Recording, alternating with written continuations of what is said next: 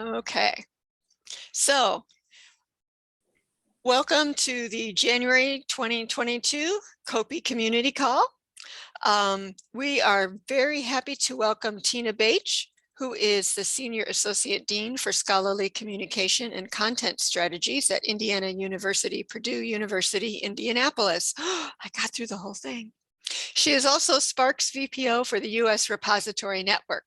It is in this role that she's working with stakeholders to create strategic vision for U.S. repositories, and she's here today to update us on those efforts. So take it away, Tina. Thanks so much, Robin. And that is such a mouthful, isn't it? Saying what IUPUI is. So thank you so much for that introduction. And thank you, Robin, for your participation in this U.S. Repository Network process so far and for having me here today. Thank you everyone for joining today. I'm really excited to share what we've been working on so far and to hear from you. I am determined to get as much community feedback through this process as possible. And you are one of the first communities I'm talking to, so I look forward to hearing your feedback. So let's get going. Just to provide a little bit of context for this project. This is really building on COAR initiatives, and COAR is the Confederation of Open Access Repositories, and they're one of the partners in this project.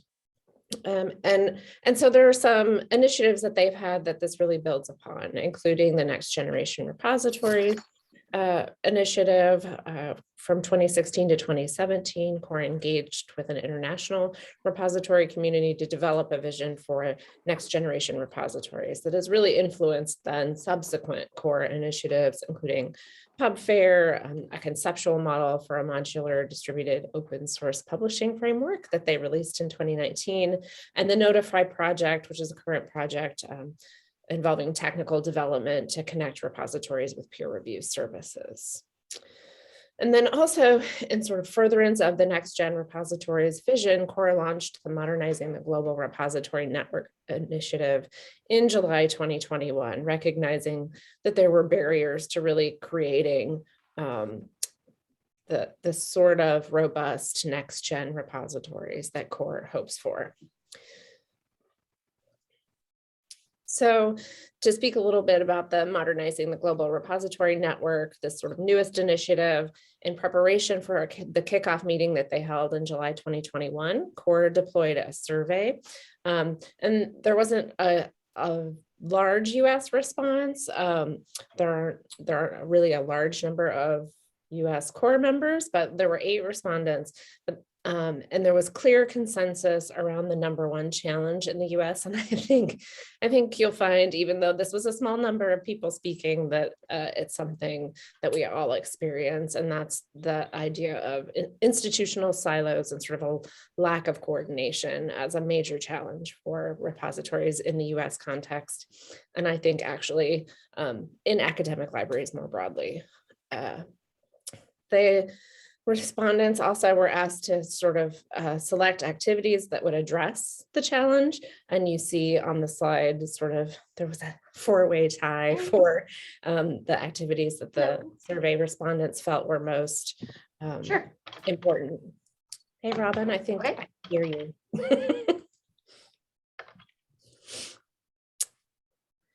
I don't know if I can mute. Okay. I'm not sure who I'm hearing. If you could mute, that would be helpful. So back to where I was. So this sort of the Modernizing Repositories initiative is really what I think led COAR and SPARC to partner to hire a visiting program officer, me, to help address this idea of breaking down institutional silos and developing a more cohesive approach and greater collaboration around repositories. So I've been working with Kathleen Shearer from COAR and Heather Joseph from SPARC in this visiting program officer position. And these were the sort of activities that were tied to that position description. And they clearly tie back, I think, to those survey results that you saw as well. And what we've really been focusing on to date is this first sort of activity of convening a high-level expert group to develop a strategic vision. And so that's primarily what I'm talking about today.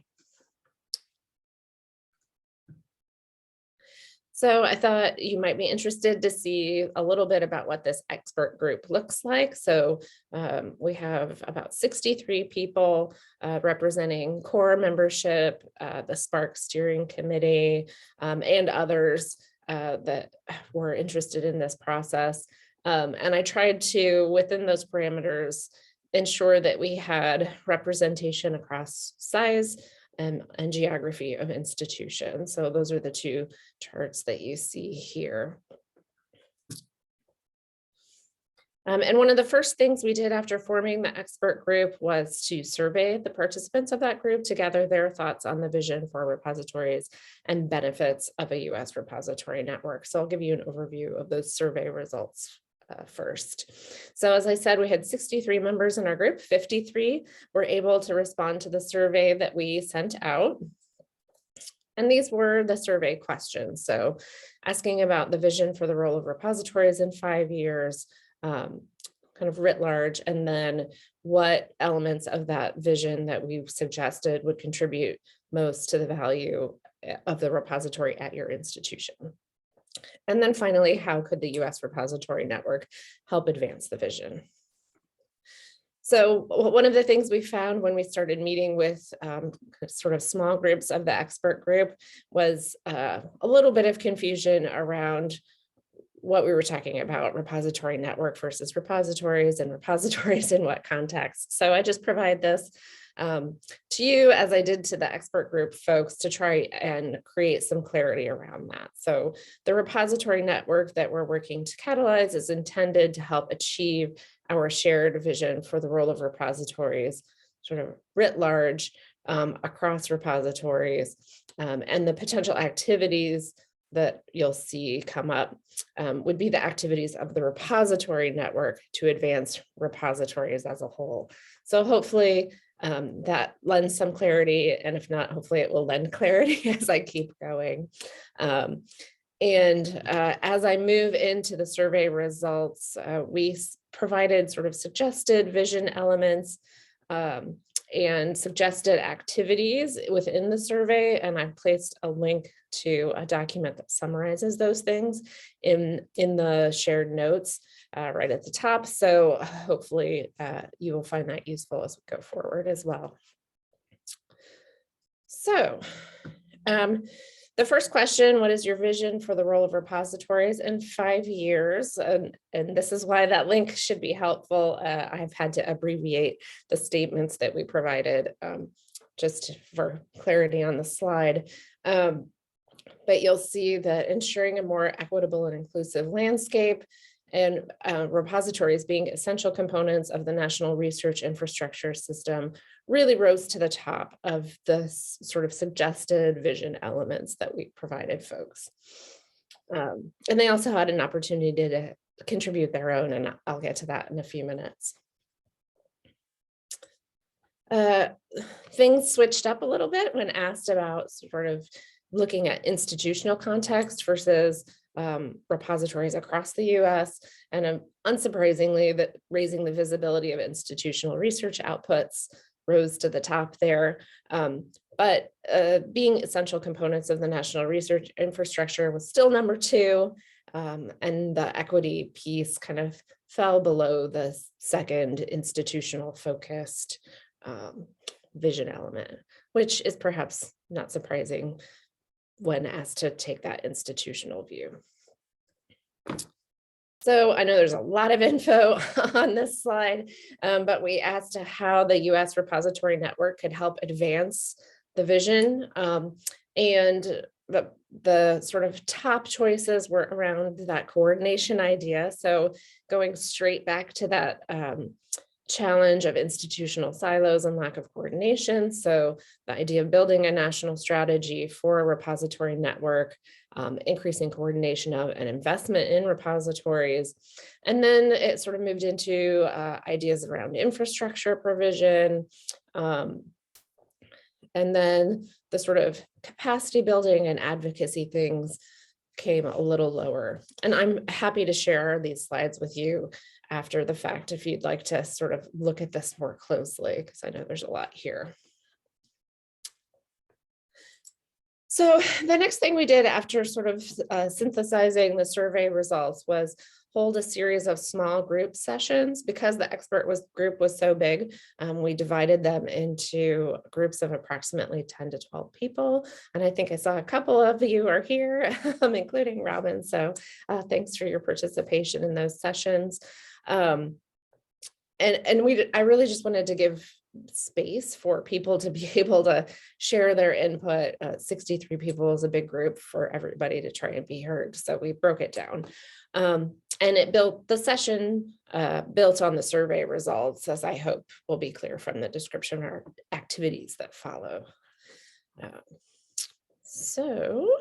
We went through a series of 4 activities. The activities did evolve a little bit, particularly after the first and second sessions, as we sort of got a feel for how things were working. So the first exercise was something we introduced after the first session to sort of help around those clarity issues.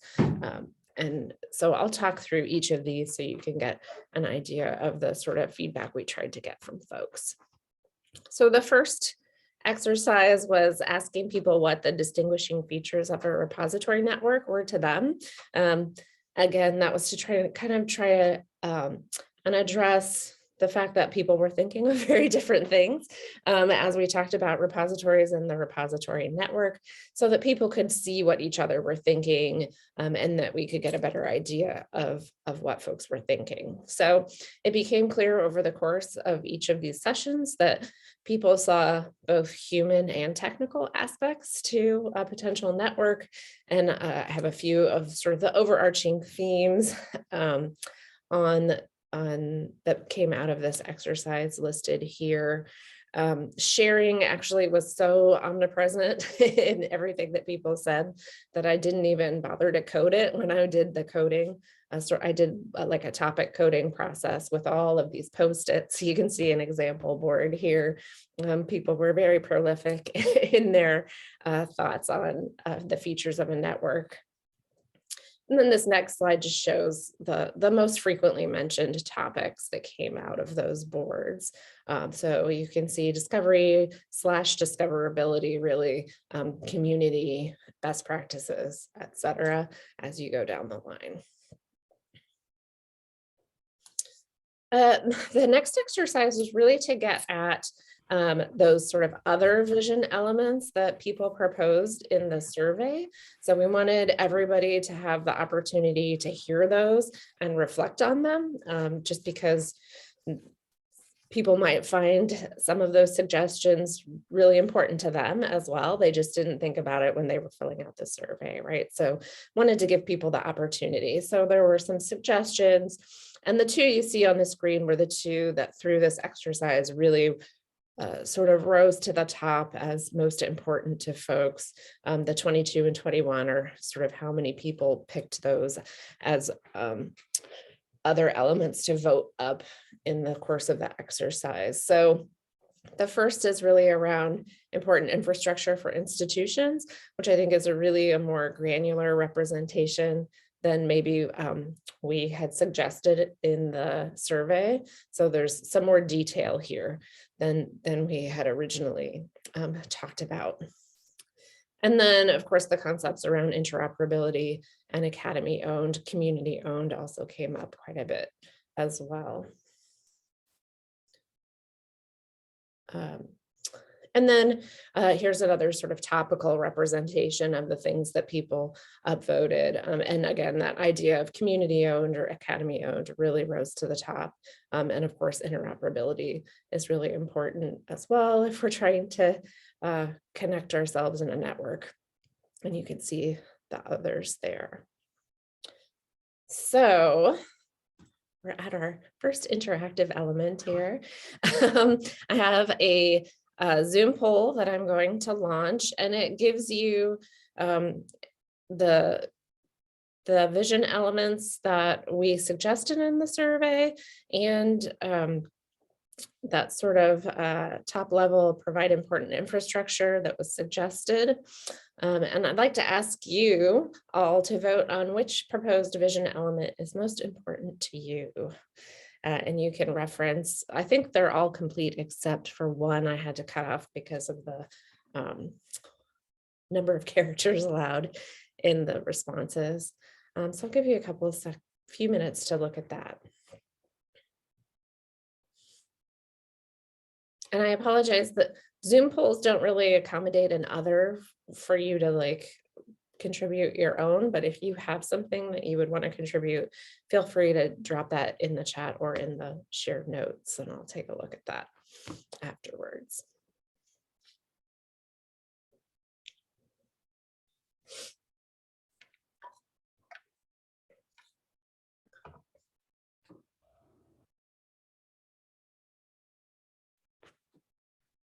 Check and see if folks have any questions while I'm letting you do that. Yes, the last one does cut off because of the character limit here. I can just actually, let me just go back in my presentation. So it's this first one here. The part that you're missing is and individual and institutional visibility and performance.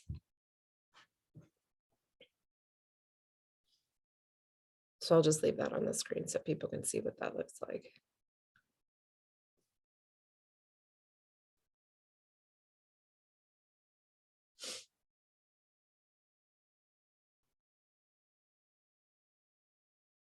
Responses are still coming in, so I'll give a few more seconds.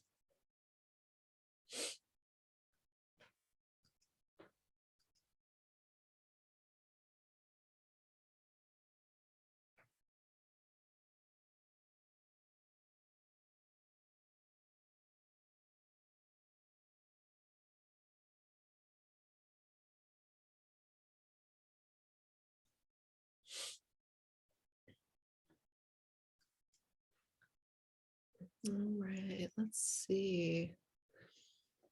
It looks like the highest number right now, I'll close it in a minute, but I just want to give people a few more seconds to vote. But right now, those same two are rising to the top. So ensuring a more equitable and inclusive landscape, 13 people have selected that, now up to 14, and repositories as essential components of the national research infrastructure has 12. So, well, that's good to see that we're experiencing some consistency. I'm going to go ahead and end the poll so you all can see that. And apologies if you didn't quite get your vote in, but hopefully you can, oh, I have to click share results. So you can see the results there with 15 and 12, those two are still at the top in terms of visioning. And then we have a couple with 6 around the institutional infrastructure and institutional visibility.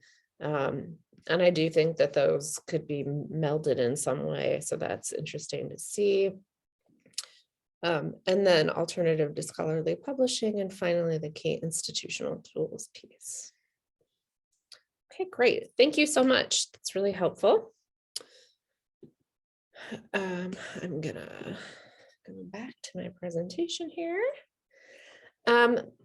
So the next exercise that we led the expert group folks through was a prioritization of the proposed activities or potential activities that we suggested in the survey to see what they thought was most important. And there are a couple of also the other activities that people suggested were also included in this. And I know one of those is the strategies can't focus primarily on research interests, which you see towards the bottom in the yellow section. That was one of the other things that was suggested. But you see from the darkest green down through the yellow is sort of the top priorities. So again, the sort of coordination piece was still deemed most important to folks after sort of hearing some of the context and the overall survey results and going through some of these exercises. So you can see what that looks like.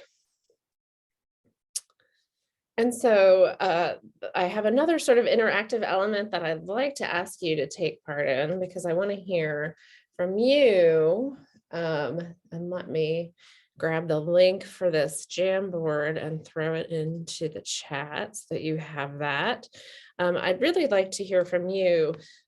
We had some suggested activities that we could engage in as a network, but what are really the challenges that you all are facing, IR-related challenges that you were facing, and how do you think a U.S. repository network could help? So I would love to hear from you, and we can have a conversation about this at the end as well, but just to give folks an opportunity to express that on this Jamboard. If you're not familiar with Google Jamboard, there's this menu bar on the left side of your screen, and you just click the thing that looks like a sticky note right in the middle, and it'll pop up and you can type in what you want and you can save it to the board. So I see people dropping some things in.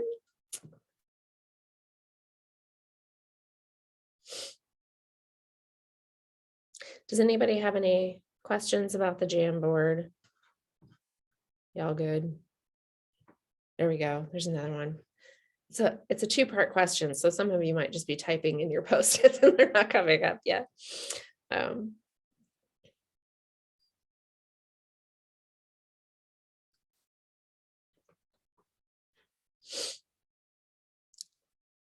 So I'll just give a couple of minutes to get that started, and you can keep working on that as I continue to talk, but I'll give you just a minute to gather your thoughts.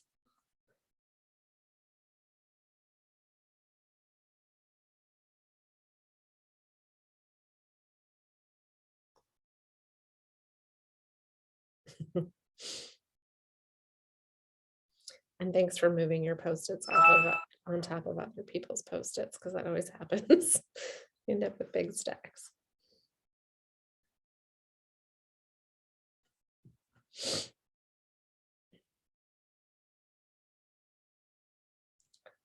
All right, as you all work on that, I'm going to go ahead and I just have a few more slides to share with you, but feel free to keep doing this, or you can pause and come back to it over the course during the Q&A part of our session. So I'm going to stop sharing that and go back to my presentation. So the final exercise was much more open-ended that we introduced kind of partway through these sessions, and that was excite, neutral, pause. So invited folks to just tell us or add sticky notes to this grid that explain what they were excited about from what we had talked about so far, or what gave them pause after all of the information that we had given them. What did that look like to them? And so here's another sort of topic map where you can see the things people were most excited were infrastructure, collaboration, and value, and sort of going down from there. And I think the ability to demonstrate value or having tools and sort of stories to show value to their constituencies was really where the value piece came from. And I've included some of the comments because you'll see some of this come back in the pause. And so I want to provide some context around like what elements people are excited about versus maybe concerned about. So around infrastructure, things came up about empowering or gaining control, the idea of interoperability and discoverability, sort of increasing the tool base that folks had access to, having shared infrastructure, being collaborative and inclusive. So those were the things that really excited folks about the possibilities around infrastructure and collaboration. The first two are sort of repeats around infrastructure. They were on the first slide as well. But this idea of working together and getting to work together across different types and sizes of institutions, the idea of the timing around collaboration right now. So those were some of the things that folks were excited about. And here's the pause piece. So the top things here were engagement, equity, and infrastructure. And I have some of the comments related to those things here, again, to give a little context around that. And I think, so engagement, people were excited about collaborating and engaging with each other, but maybe some worry around getting broader input within their institution, buy-in, at various levels, not being able to get like their non-IR colleagues excited about the process, and thinking about like issues within higher ed and how we engage with them. Equity was all about, and I think these are really important things to keep in mind around making sure that we center equity in whatever we do with this repository network. So thinking about how we engage and implement things to ensure that we're not perpetuating bias and things like that. And then here's the other infrastructure piece. So again, that idea of equity coming up here too, like is our infrastructure ethical and equitable? Is that really what solves our underlying issues? Some of the technical things, and thinking about what I think places us in silos to begin with is that focus on the individual library, and the large investment that a lot of libraries have made in infrastructure, and how do we encourage people to work more collaboratively when they've already made extensive investments on their own. And you can see some of the other things here. So it's kind of the pairing of the excitement and sort of giving pause around some of these things. So I think as we move towards more interpretation of the data that we've gathered through the expert group survey and small group sessions, and we'll move into drafting a vision. But it seems clear to me that at least these things are key elements of a strategic vision for the role of repositories in the US. And those top two are the top two that you picked as well. So I feel like we're on a good track, but we shall see. There are a lot of other, I think, important concepts in addition to sort of the equity and infrastructure and balancing the local and global pieces that came out over the course of the sessions. So that's both marrying or bringing a balance to the human and technical aspects of a network. And I think for me, I think the human really has to come first. I think we have to focus on building trust and collaboration before people are going to collaborate on the technical aspects. But I'd be interested to hear your thoughts on that as well. The ideas around interoperability, community owned, building collaboration, et cetera.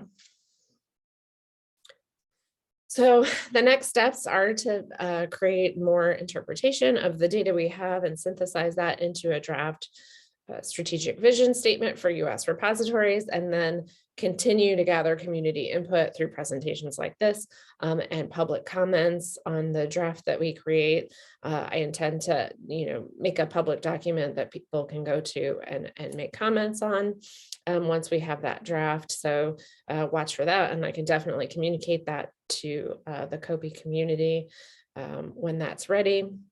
And then, of course, iterate based on the feedback that we received through that period. finalize the vision statement, and then plan activities for the U.S. repository network in support of that community vision. I know there will be a question about timeline, and I think we hope to do this over the next 2 to 3 months, but I'm also really focused, really committed to getting as much input as possible and working through that input, recognizing that not everyone's thoughts will be represented, but at least working through that input and having thoughtful conversations as we go along. So that's the thought on timeline right now, but it doesn't necessarily have to stick to that if it turns out there's more input potentially than expected. So I'm happy to hear your questions and comments now, or if you're interested in learning more or want to talk to me offline, feel free to reach out. My email is on the screen there, and I'd be happy to have a conversation with you. And let's flip back to our board. Oh, yay. There's all sorts there. So thanks so much. And I'll just open it up for questions now. And I think I'll stop sharing so I can see more of you.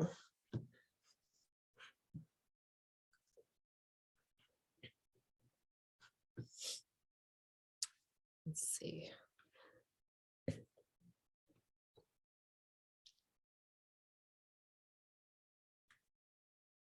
Do folks have any questions, or do you see something on that Jamboard that you'd like to talk about more, or whatever you like? And I just wanted to encourage everyone on behalf of COAPI. Sorry, Tina. Oh, absolutely. There are issues. I just want to encourage everybody either to unmute yourself and ask questions, or feel free to include them in the chat, and I'll be monitoring and can pass them